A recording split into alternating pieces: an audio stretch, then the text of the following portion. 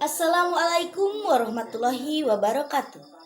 Wilujeng enjing samudayana, alhamdulillah dina denget ieu ayeuna arurang tiasa patepung lawung kangge ngabagi warta ka balarea. Tepang deui sareng simkuring pun Yolanda Yusuf dina program Warta Sunda. Aya sababaraha warta anu bade didugikeun ka pamirsa dina sababaraha menit kapayu.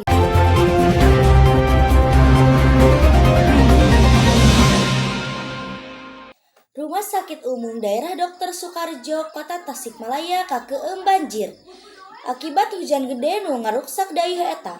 Sabtu, 27 Januari 2024. Akibatna cai ngeueum sababaraha kamar rumah sakit. Jangkungna 30 cm. Kitu deui bagian handap ranjang pasien milu kakeum banjir.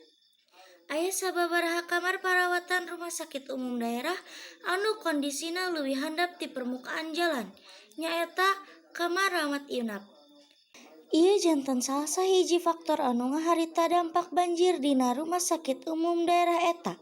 Pihak rumah sakit umum daerah Dr. Soekarjo geus dilengkepan upaya pemulihan jeung evakuasi pikeun ngatasi. Warta nu saterasna angin puting beliung Narajang, Kecamatan Ciberem, Kota Sukabumi, Jawa Barat, Sabtu sore.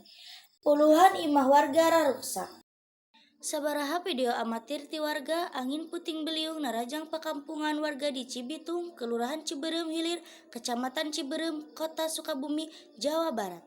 Dina Sabtu sore, angin ku gedena nepikeun ka ngahiberkeun suhunan imah jeung warga paciweuh. Kasieunan angin datang ti belah kaler ka belah kidul, keur panon poe caang. Janten aya 36 imah warga raruksak ku peristiwa eta. 8 imah ruksak berat jeung sasana ruksak saeutik. Pamirsa, mung sakitu nu tiasa dipikahatur simkuring pun Yolanda Yusuf pamit mungkur pamit mundur. Wassalamualaikum warahmatullahi wabarakatuh. Urip Sunda.